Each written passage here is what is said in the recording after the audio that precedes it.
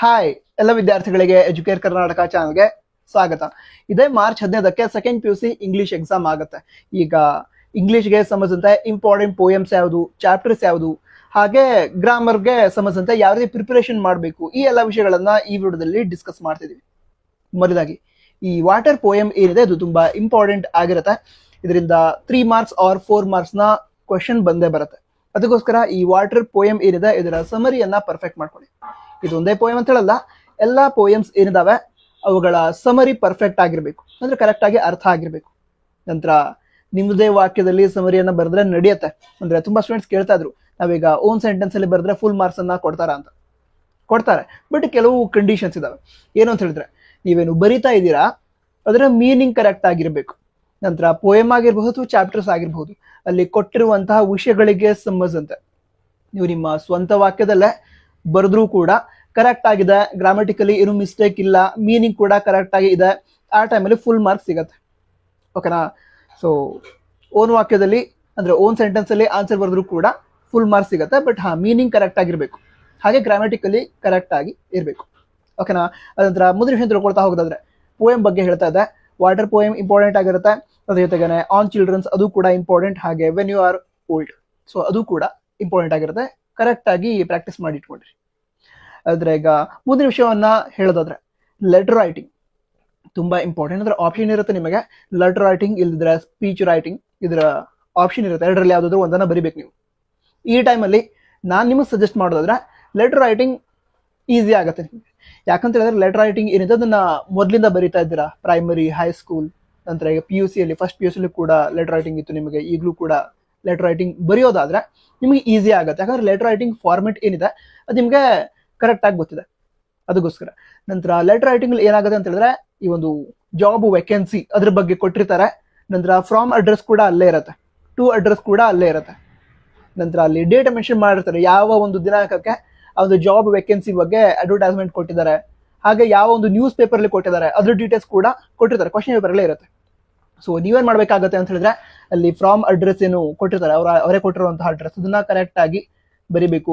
ಹಾಗೆ to address ಅನ್ನ correct ಆಗಿ ಬರಿಬೇಕು.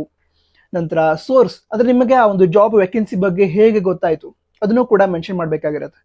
ಆ ಒಂದು ಡೀಟೇಲ್ ಏನಿದೆ ಅಂದ್ರೆ ಯಾವ ಒಂದು ನ್ಯೂಸ್ ಪೇಪರ್ ಅಲ್ಲಿ ಅದರ ಅಡ್ವರ್ಟೈಸ್ಮೆಂಟ್ ನೀವು ನೋಡಿದೀರಾ ಅದು ಕೂಡ ಕ್ವಶನ್ ಪೇಪರ್ ಅಲ್ಲೇ ಇರುತ್ತೆ. ಸೊ ಅದನ್ನೆಲ್ಲ ಮೆನ್ಷನ್ ಮಾಡಿ, ಹಾಗೆ ಯಾವ ಡೇಟ್ಗೆ ಆ ಒಂದು ಅಡ್ವರ್ಟೈಸ್ಮೆಂಟ್ ಅನ್ನ ಅವರು ಮೆನ್ಷನ್ ಮಾಡಿದ್ರು ಸೊ ಅದು ಕೂಡ ತಿಳಿಸಿರ್ತಾರೆ. ಅದನ್ನೆಲ್ಲವನ್ನ ಕರೆಕ್ಟ್ ಆಗಿ ಯೂಸ್ ಮಾಡಿಕೊಂಡು ಲೆಟರ್ ಅನ್ನ ಬರಿಬೇಕಾಗುತ್ತೆ. ಓಕೆನಾ? ನಂತರ ಸ್ಪೀಚ್ ರೈಟಿಂಗ್, ಯಾವ ಟಾಪಿಕ್ ಬಗ್ಗೆ ಮಾಡಬೇಕು ಅಂದ್ರೆ ಬರಿಬೇಕು ಅದು ಕೂಡ ಅಲ್ಲೇ ಇರುತ್ತೆ.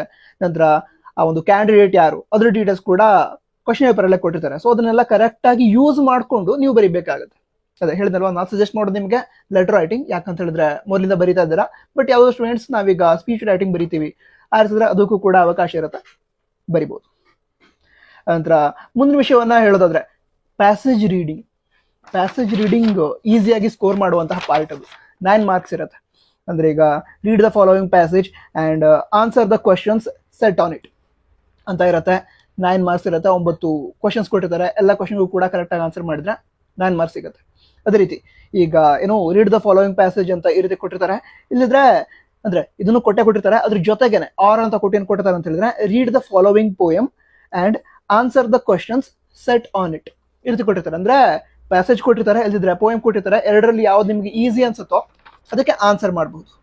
ನಂತರ ನಿಮ್ಗೊಂದು ಸಜೆಷನ್ ಅನ್ನ ಕೊಡೋದಾದ್ರೆ, ಈಗ ಪ್ಯಾಸೇಜ್ ರೀಡಿಂಗ್ ಇದಕ್ಕೆ ಆನ್ಸರ್ ಬರೀತಿರಲ್ವಾ, ಆ ಟೈಮಲ್ಲಿ ನೀವು ಮೊದಲು ಏನ್ ಮಾಡ್ಬೇಕು ಅಂತಂದ್ರೆ ಕ್ವಶನ್ಸ್ ಅನ್ನ ಓದ್ಕೊಳ್ಳಿ. ಎಲ್ಲಾ ಕ್ವಶನ್ಸ್ ಅನ್ನ ಓದ್ಕೊಳ್ಬೇಕಾದ್ರೆ ಅಂದ್ರೆ ಓದ್ಕೊಂಡ್ರಿ ಅಂತ ಹೇಳಿದ್ರೆ ಆ ಟೈಮಲ್ಲಿ ಆ ಒಂದು ಪ್ಯಾಸೇಜ್ ಅನ್ನ ಏನು ಓದ್ತಾ ಇರ್ತೀರಾ ಆವಾಗ ಈ ಕ್ವಶನ್ಗೆ ಆನ್ಸರ್ ಇದು, ಈ ಕ್ವಶನ್ಗೆ ಆನ್ಸರ್ ಇದು, ಈ ರೀತಿ ಗೊತ್ತಾಗ್ತಾ ಹೋಗುತ್ತೆ. ಅದಕ್ಕೋಸ್ಕರ ಮೊದಲಿಗೆ ಕ್ವಶನ್ಸ್ ಯಾವ್ದು ಕೊಟ್ಟಿದ್ದಾರೆ ಅದನ್ನ ಓದ್ಕೊಳ್ಳೋದು, ಅದಂತರ ಪ್ಯಾಸೇಜ್ ಅನ್ನ ಓದ್ತಾ ಹೋಗೋದು. ಇದರಿಂದ ಬೇಗ ಟೈಮ್ ಸೇವ್ ಆಗುತ್ತೆ ಆನ್ಸರ್ ಮಾಡೋದಕ್ಕೆ. ಓಕೆ? ನಂತರ ಮುಂದಿನ ವಿಷಯವನ್ನ ಹೇಳೋದಾದ್ರೆ, ಈಗ ಚಾಪ್ಟರ್ಸ್ ಇದಕ್ಕೆ ಸಂಬಂಧಿಸಿದಂತೆ ಹೇಳೋದಾದ್ರೆ, ಈಗ ನಿಮ್ಗೆ ಏನು ನಾಟಕ ಬರುತ್ತೆ ಇಂಗ್ಲಿಷಲ್ಲಿ. ಸೊ ಅದರಲ್ಲಿ ಸನಿ ಮಾರ್ನಿಂಗ್ ಅದು ತುಂಬಾ ಇಂಪಾರ್ಟೆಂಟ್. ಯಾಕಂತ ಹೇಳಿದ್ರೆ ಅದರಿಂದ 3 ಮಾರ್ಕ್ಸ್ ನ ಕ್ವಶನ್ ಕೂಡ ಬರುತ್ತೆ, ಹಾಗೆ 4 ಮಾರ್ಕ್ಸ್ ನ ಕ್ವಶನ್ ಕೂಡ ಬರುತ್ತೆ. ಪ್ರಾಕ್ಟೀಸ್ ಮಾಡ್ಕೊಳ್ಳಿ. ಅಂದ್ರೆ ಸಮರಿಯನ್ನ ಕರೆಕ್ಟ್ ಆಗಿ ಅರ್ಥ ಮಾಡ್ಕೊಳ್ಳಿ. ಏನೇನು ಕೊಟ್ಟಿದ್ದಾರೆ, ವಿಷಯಗಳು ಏನಿದಾವೆ ಅವುಗಳನ್ನೆಲ್ಲ ಕರೆಕ್ಟ್ ಆಗಿ ಅರ್ಥ ಮಾಡ್ಕೊಳ್ಳಿ.